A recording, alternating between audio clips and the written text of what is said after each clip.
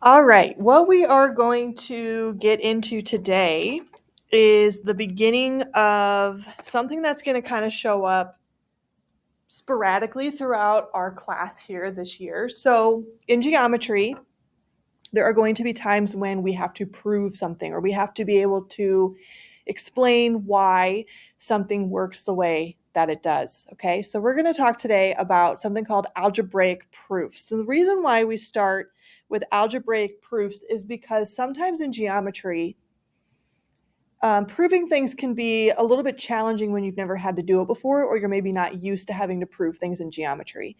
And so we're going to start with something that you've done probably 100 times at least in your math life so far, which is solving algebraic equations. And as you've solved equations, you've been taught like the proper way to kind of go about solving algebraic equations. Like, if you're supposed to add or subtract a number and then follow it up with multiplying or dividing. Maybe you have to use the distributive property. There's like a process that you have to follow when you solve an algebraic equation, okay? And like I said, you guys already know how to do that. You do it all the time without thinking about it.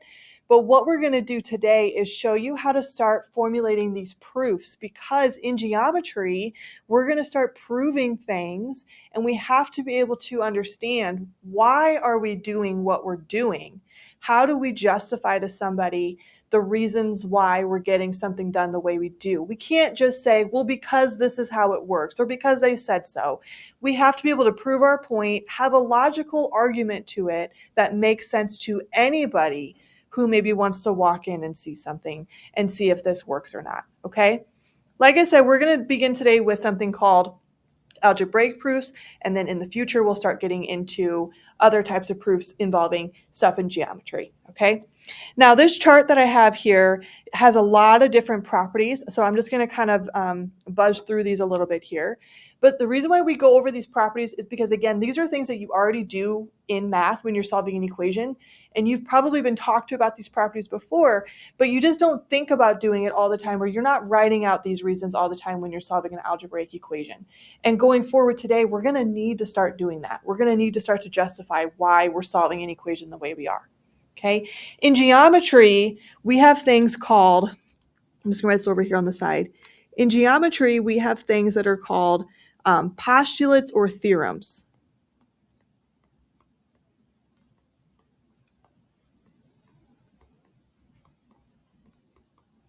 Those are kind of like fancy words for like rules or things that have already been proven in geometry, that have been proven so many times that we just accept it as like a truth. And we just know, okay, because I understand that this is what's happening in my picture, this is what's true. Okay, so we have these theorems or these postulates, these rules that we can kind of use to help us formulate ideas and prove things. For example, Pythagorean theorem. We haven't really talked about that yet in this class, but we will be starting to see that kind of show up here and there. You've probably talked about Pythagorean theorem in the past. That's that a squared plus b squared equals c squared, okay? That's like a really big theorem in math. And that would be like one of these rules that I'm talking about. It has been proven so many times, and it never fails that if you have a right triangle, the a squared plus b squared equals c squared is always going to be true. In the past, we've talked about like those angle pairs, okay? In this chapter, we talked about vertical angles, alternate interior angles, corresponding angles. All of those would have a theorem or a postulate that relates to them too, that talks about why they work the way they do when they're on parallel lines, okay? So when we're in geometry, you might hear something talked about as a theorem or a postulate. I just want you to understand that this is talking about like a rule, okay? So now let's get into our chart here. The first two kind of go hand in hand, the addition and subtraction property of equality. That basically means when you guys are solving an equation, if you add or you subtract from one side of the equal sign, you need to add or subtract from the other side of the equal sign as well. Again, that's something that you guys already know. You've probably been taught that and told that so many times. If you add here, you have to add here. We have to keep our equation balanced. The same thing works with multiplication and the division properties of equality. If you multiply or divide on one side of the equation, you need to multiply or divide on the other side of the equation as well. Okay, so those first four are, I would say, things that you do all the time when you're solving an algebraic expression. Now, distributive property, this could mean It might show up sometimes. It's not always in all of your equations, but this would be a situation where you have a number on the outside of parentheses. Now, inside the parentheses, you could be adding or subtracting, so they're kind of showing you both situations there. But remember, the distributive property means that you take that number sitting on the outside and you multiply it into the terms that are inside the parentheses. Maybe you've seen teachers in the past draw arrows like this to kind of symbolize the distributive property is happening. Okay, but that basically just means you can multiply to each individual term inside if that is helpful to you, if that maybe makes things a little bit easier. Substitution property means that if you're told how much something is, then you can replace it. Okay, for example, they might say solve the expression 2x if you know x is equal to 3. Okay, you could then plug 3 in for the x, and you could say 2 times 3 is 6, and you could actually evaluate that and rewrite that expression. Substitution is used, I would say, kind of a lot when we're talking about some proofs, because it could be done anytime where we're able to maybe replace a quantity or replace like a, not even necessarily like a number, but maybe we can replace like an item or like a thing in a problem. So it could be like an expression, it could be a letter and a number, or we could be talking about like angle pairs in the future. If we can show, or if you know that certain things are equal to each other, they're very interchangeable. Okay, I want you to think about like if someone's playing football, okay, if the wide receiver is out on a play and they get hurt and they have to sit out, okay, they got to go to the sidelines and they got to just recover for a little bit. If that wide receiver gets put out, are they going to put in a long snapper for the wide receiver? Are they going to put in a defensive lineman for the wide receiver? No, they're going to put in another person who also plays the wide receiver part, right? So substitution is when you know something or you know things are equivalent to each other, you can interchange them or swap them out. Okay, so that would be when you would want to use substitution. Reflexive property means that something is equal to itself. So this could be something as simple as 5 equals 5. A lot of times I want you to think about, with reflexive property, think about the word reflection. Think about when you look in the mirror, who do you see? You see yourself. Okay, so reflexive means something should be equal to itself. Symmetric means that you would have two quantities and that they should be interchangeable or they should be equal to each other. Okay, so for example, symmetric could say 9 equals x. So then I could flip it around and say x equals 9. Like I can quickly just flip those things around, the equal sign, if I'd like to. It could even be an expression of like 3 plus 2 equals 5. And then I switch it around and I say 5 equals 3 plus 2. Like you're just switching the quantities around. Like you could just kind of flip-flop their places a little bit. Okay. Transitive property usually involves 3 things.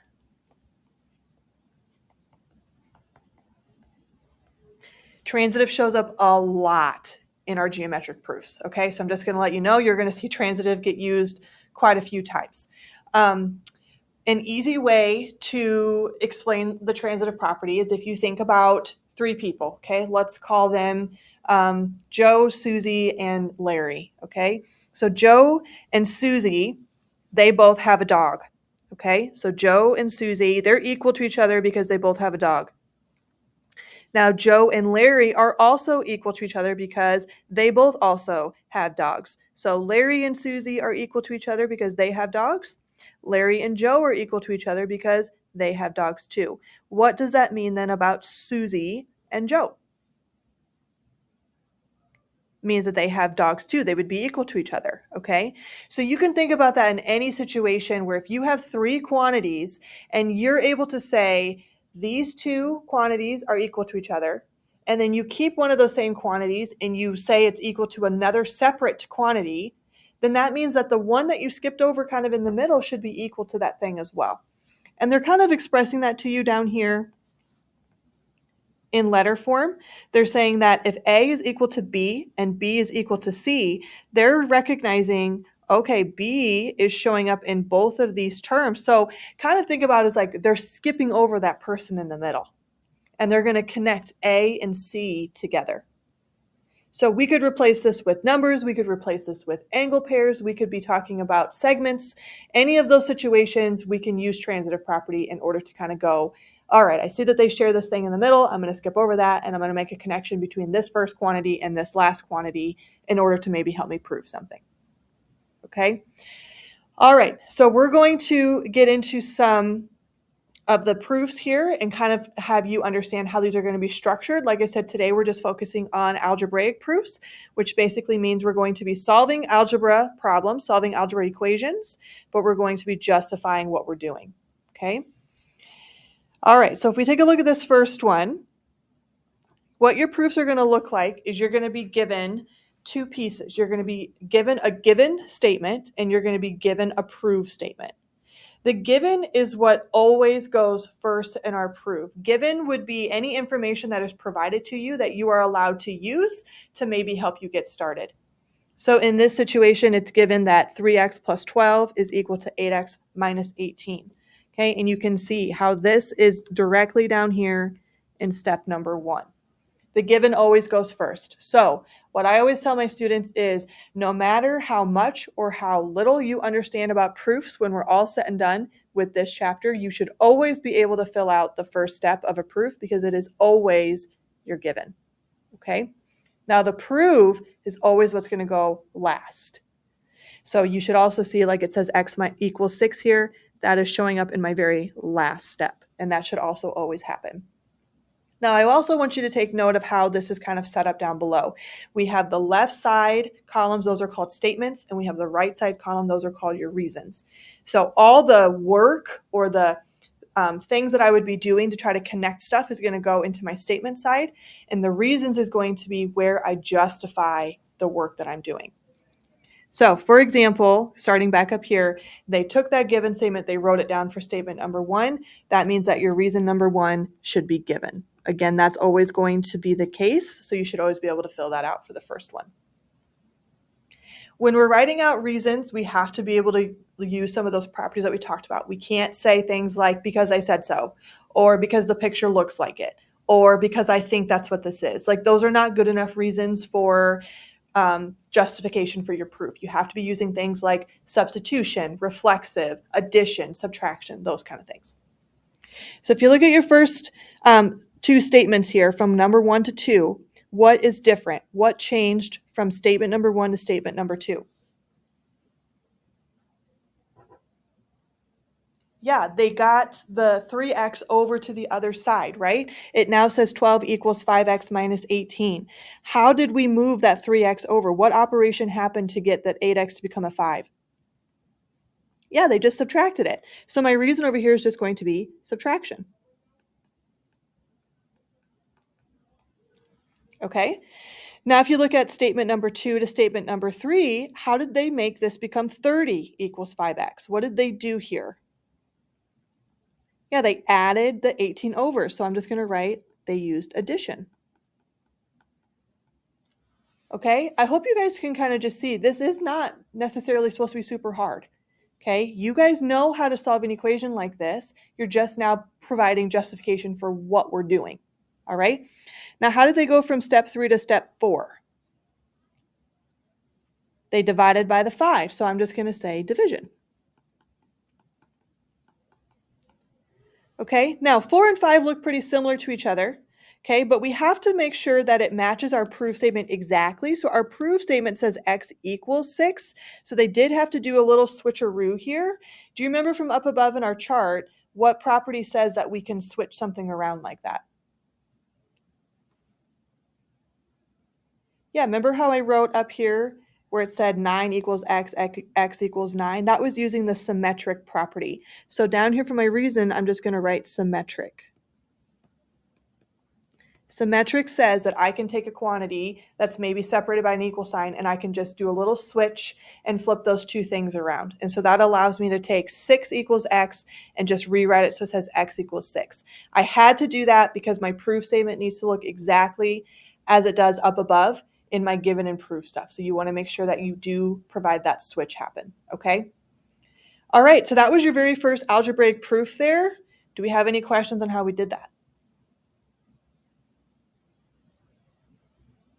All right, so what I would like you guys to do is on number 2, don't go to number 3 quite yet, but go to number 2 here and just try to fill in those reasons. I'll give you a couple minutes to do that.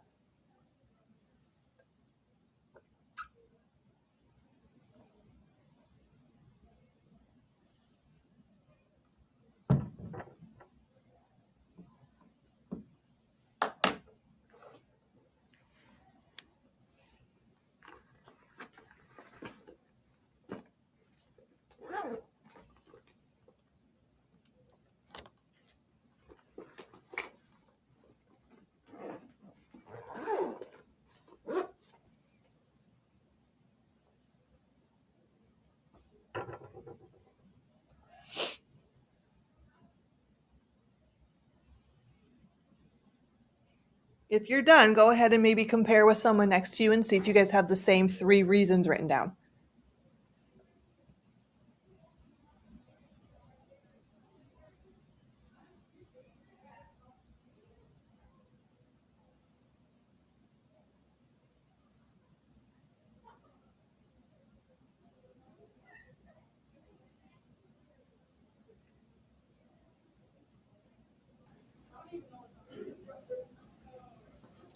All right, what did you guys say for your first reason? What always goes first? Good, the given. So they just took that given statement and they wrote it down there in our statements for us.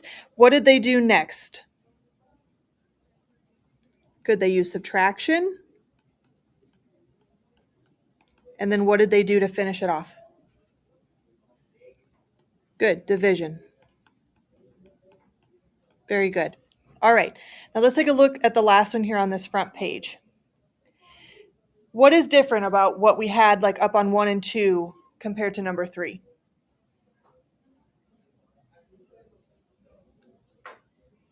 Yeah, like they're still giving us statements and reasons, right? But nothing is given to us. Like none of the statements are written down. We have to do pretty much everything here. Okay. And they don't have like the boxes for you. All right. So we're going to kind of write this whole thing out from scratch. So let's start off. What do we always put down first? Good, you're given. Now I like to number my statements just so I can kind of keep things organized here. So I'm going to bring down step number 1. I'm going to write my given statement. Negative 6a minus 5 equals negative 95. And what would be my first reason?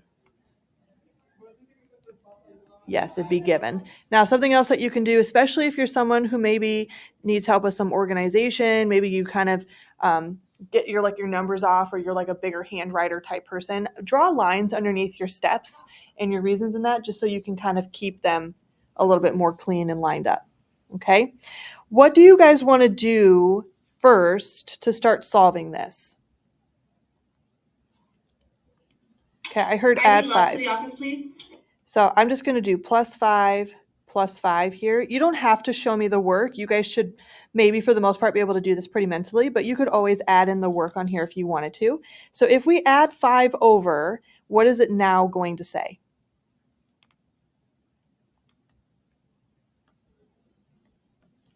Good, negative 6a equals negative 90, and what would be my reason there? Yeah, just addition, because that's all that we did. Okay. What would you do next?